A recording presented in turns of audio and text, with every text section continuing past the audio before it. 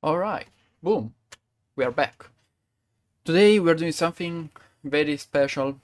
Today we are casting my own games, and the reason why I'm doing that, and the reason why I am in the leaderboards right now, is because since I'm improving a lot lately, here right now, as of right now, I am top 20 uh, in the leaderboard of Protea. I've been in the top 10, but I recently dropped to way back because as you can see right now, if we go on the last tier mode, I basically improved all this time, but I was even improving faster, beating the good players, and then I lost all of the games.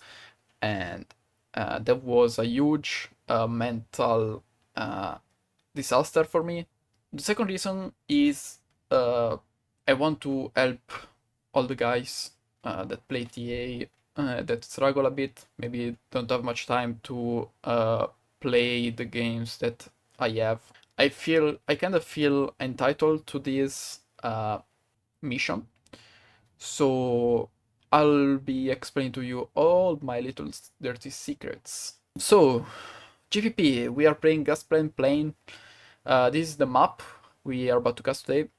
So this is very important. Before you play any map, you can go here, inspect the map. On this preview button, you can see the positions of the maps.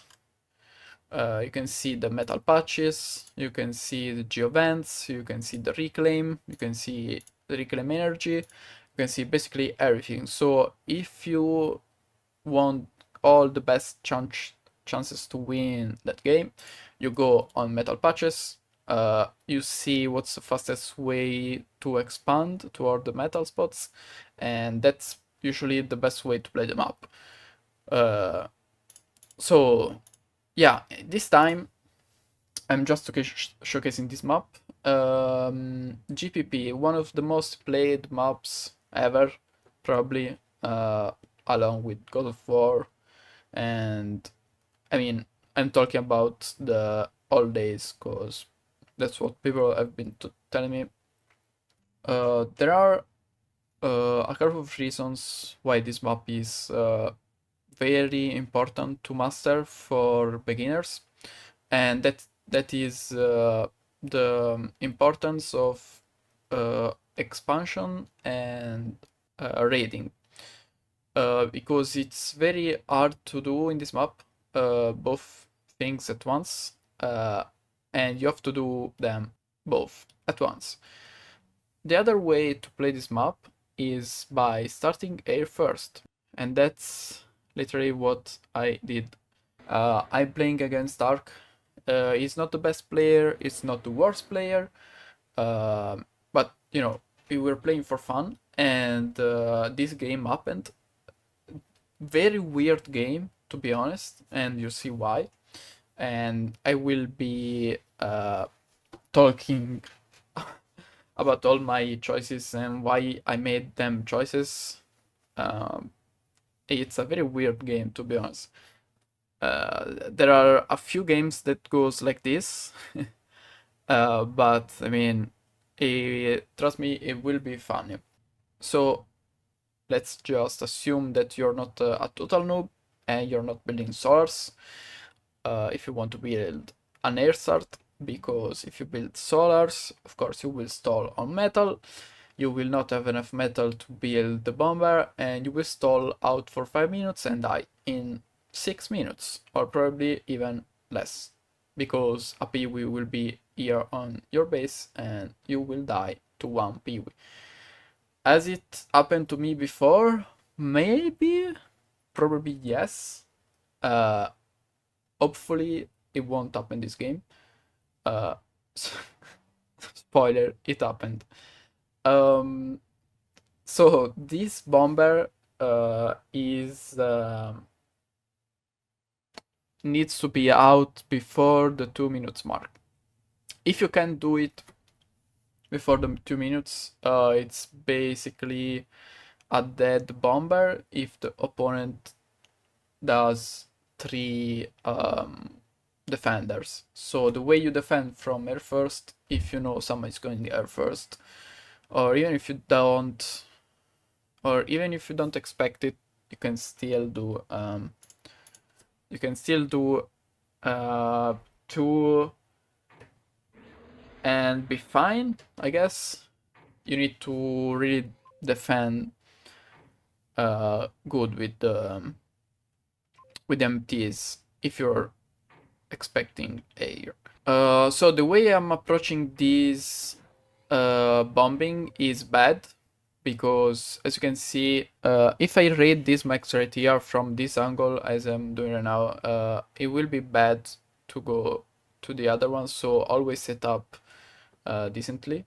So we want to come from here, and since I'm approaching this way, I decide to sling my bombs, because I knew the starting wind was here around this area. The way you swing bombs like this, so I didn't hit the wind, but the way you sling bomb like this is you need to point your other attack key right after your first one into this kind of angle, so it's very 30 degrees angle, or maybe less. No, wait, it's, yeah, 45-degree angle, I don't know. This is the way you do it, like you saw in the replay. As my bomber goes off screen, I draw where are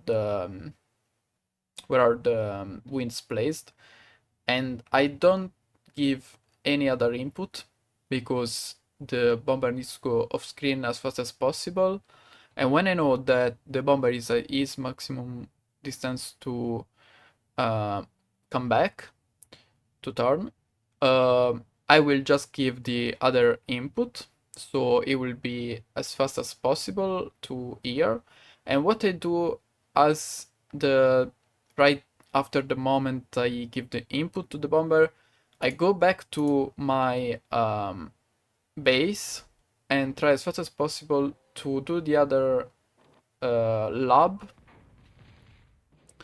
before my bomber swings. Now bombing again. I forgot that that max was already raided, and now I will be finishing my other targets.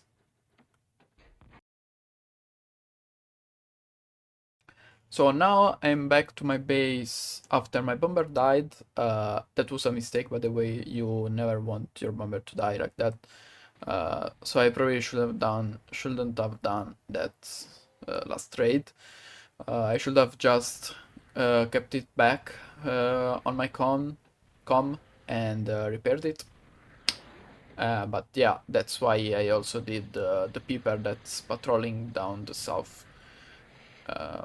So yeah, I did a lot of peewees early, so I'm kinda struggling right now, and it will probably take all my energy, and that was not ideal, not really ideal. I still have the metal to build my lab, but I don't really have energy, so I need to rebuild that as fast as possible. I still decide to build a con because my energy wasn't going down, but that's not probably wise. I should just reclaim a gas bag with my aircon instead of reclaiming metal, and that's what I do right now. Then the metal, that's right. I should stop my lab too, that I do now, because I'm stalling and I don't want to stall anymore. So what I do with this paper that left, I'll just use it as a radar, a mobile radar, and that's very even better than a radar. That's a radar that will never die, basically. So I guess I still have that, but the problem with going air first is exactly this. If you're not like a really good and experienced player, you should never probably go air because it's hard. you probably can reclaim your own lab by mistake before the other units you need are out. That's probably a mistake I usually do a lot. I see now that units are coming, so I need to prepare myself. 2 on north, 2 on the side, and those are probably the Jetros. Yeah, I sent the Jetros too.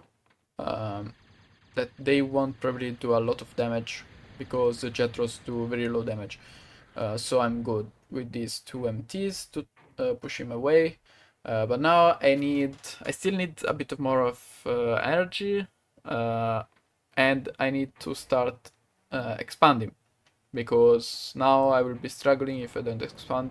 It will have the like more time to expand, because even if I bombed him, the problem is that he has a lot of cons alive, and he can quickly recover even if he has no energy left.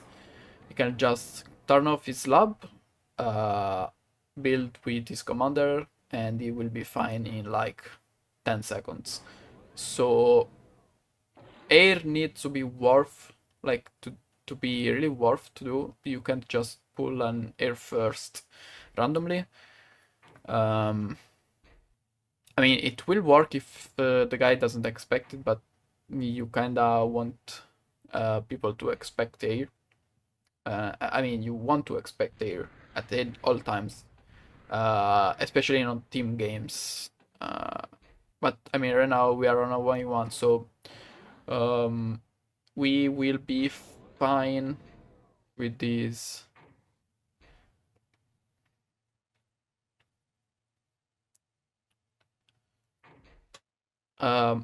So I send my people away to scout to see where he expanded. So that's a free con right there that I see on the radar.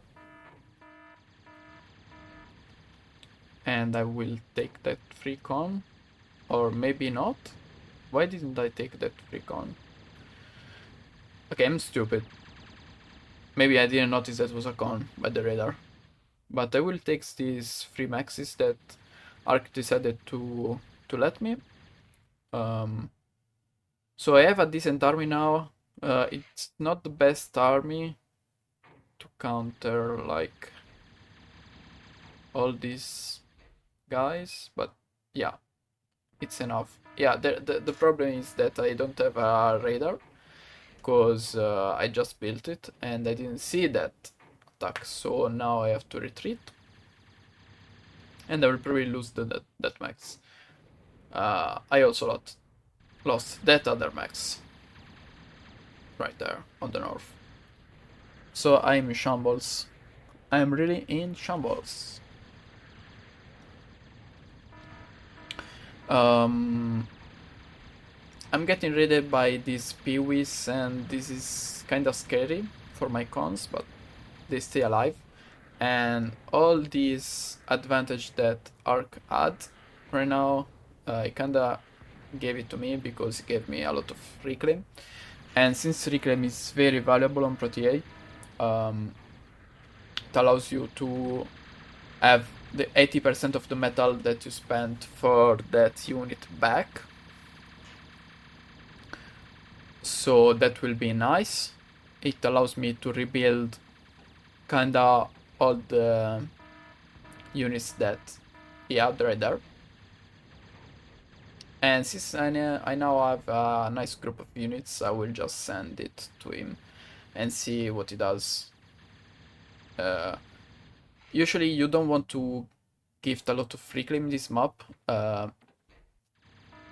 and yeah, I will be ready for that attack, so I will just go in other directions with the units. I bring my paper back so I can see the attacks coming from all sides, and I should be able to defend that because I also have the MTs in base. I finally got the free con that I didn't really see at the start, and get also these maxes. I'm getting great in the base, but I was fine, so I didn't really worry about that. Oh, also, yeah, there is also a bit of lag from Arc, but it will be fixed in some minutes. So yeah, I couldn't really see his units shooting. Like, I could see his units shooting from far to my units. But I mean, it wasn't a big deal. It got fixed after a bit. Just building with my con, and now I need to defend again against this raid. Hopefully it will give me more units, more metal to reclaim, and that's exactly what happens. And that's actually nice. The problem is that I am not really expanded like him, and that really is a bad thing for me right now. I mean, even if you have the reclaim, but you didn't expand, you're still struggling for map control, and map control later on is very important. Here I'm just explaining to Arc that how it's lagging.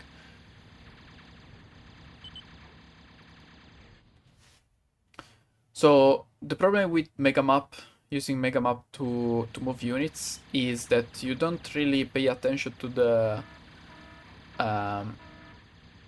to everything, because even if you do in the moment, you are not really paying attention, like if you move in, like now, to the other parts of the screen. So you need to also, while using this and while zoomed in, you need to, if you need to do some action that is worth doing, you also need to check briefly at the minimap. So like if you're focusing in this area of the map, like managing cons, even if you are still in the queue and you need to do something else and manage the army, you just take a glance over here and see if other spots on the map are raided. And if they are, you probably need to go there first. And that's a thing I'm trying to implement, because I use Megamap a lot, and like it's very useful, but sometimes I miss a lot of attacks because of that, and I should be more careful, and that's the way to do it. There are other ways to manage army better, which is with groups, but that it's still a thing that not a lot of people use because it's hard to master.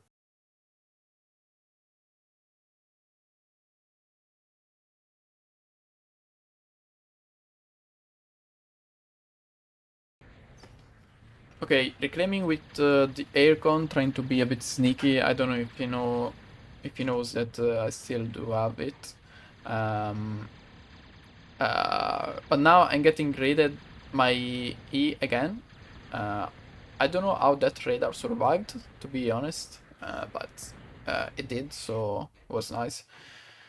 Also, yeah, you can see that he already expanded back there, so he got all the maxes still through that area, and I'll probably now flank him and go behind him, trying to get his maxes.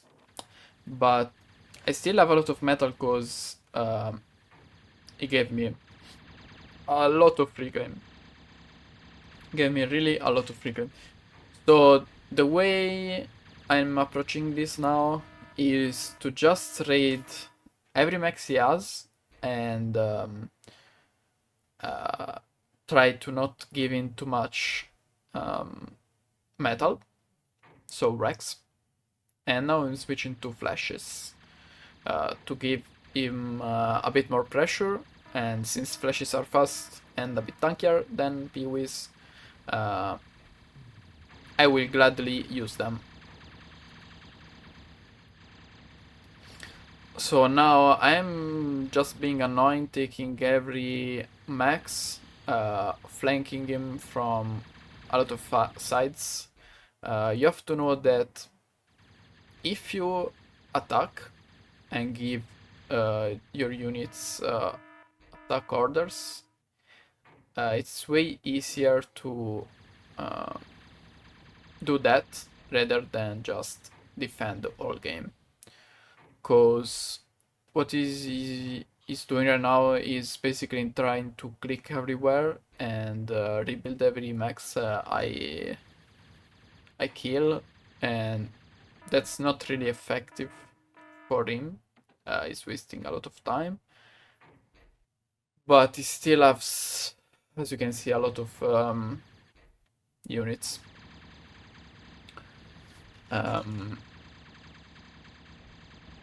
So I'm not sure if I countered this correctly, but I have very little hope that this attack won't make any damage to my base. Trying to split units to focus fire some stuff, but it decides to go back, apparently, and I think it could have done a bit of damage to me. I'm not really sure, but that's the gambles you have to take in this game. Like if you have a huge group of enemies, you surely can do some damage, because my units won't be all there to defend at all times. So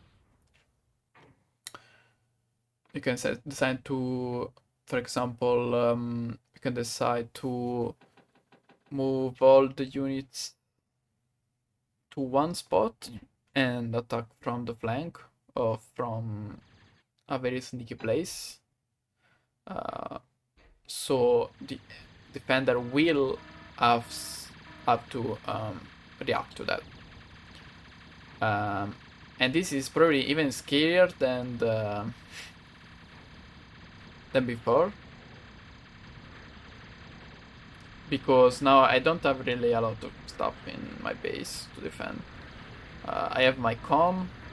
I'm able to kill some peewees and actually scare him away.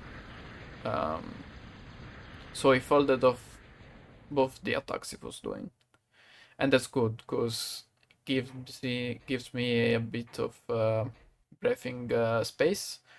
The problem is that he's expanding at the same time, and that's not really ideal, because yeah, map space is important, as I said. Now I'm chasing these units, raiding with some of them. Remember to raid at all times.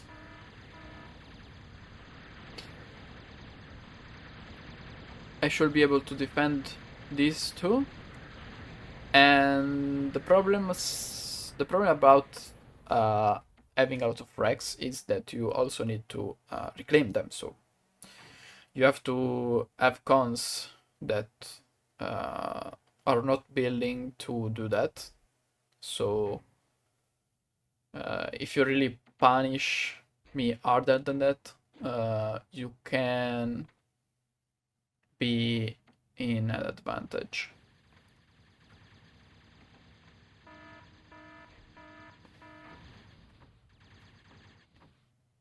Another free con. I think I killed his radar in previous raids, so that's the reason why it's not reacting properly to that. I didn't rebuild it. And now I find these little energy deposits that I can't really kill because I don't have the numbers to do it. So at this point, I noticed it was advanced. So what do you do at this point when you know someone is ahead of you in like tier. So at these exact times, I kinda raided every max he had, but at the same time, I still didn't expand to those maxes, because he had those maxes. So he could pay for this advanced lab, but he can't have a lot of metal to keep build units from that lab.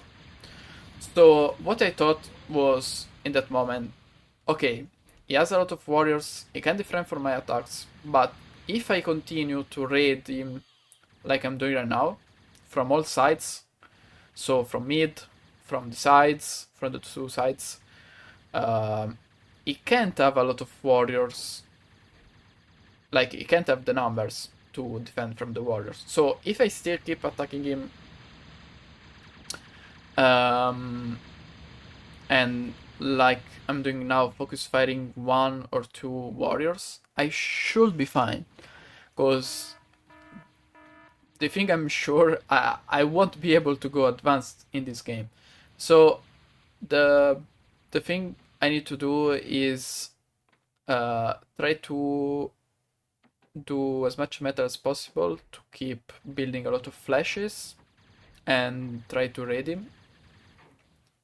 But if he plays this correctly, he could manage to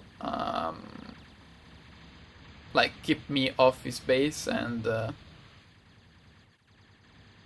but I mean at this point I kinda killed out of his cons, so he's at the stage I was before, where I have a lot of Rex but not a lot of cons to reclaim, and he has units but he doesn't have cons. I don't know, it's a weird game position to be in, and it's very hard to manage.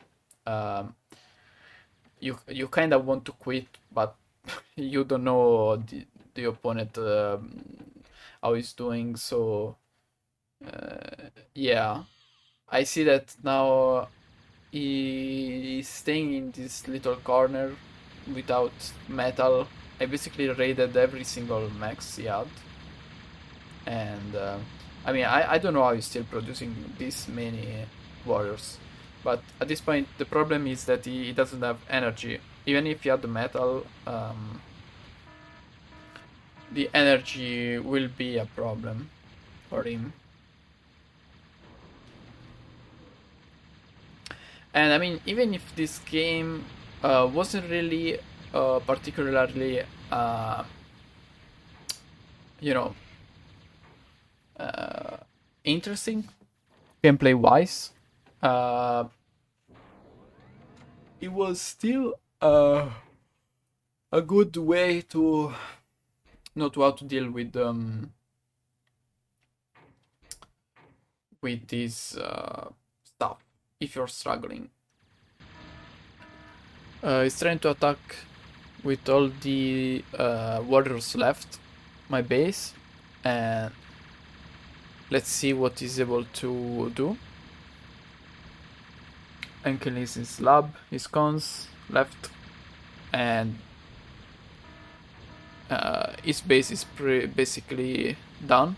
But now I have a lot of mess in my base. But if I can get my com to there in time, I should be able to degun them. And actually, the finale of this is kinda hilarious,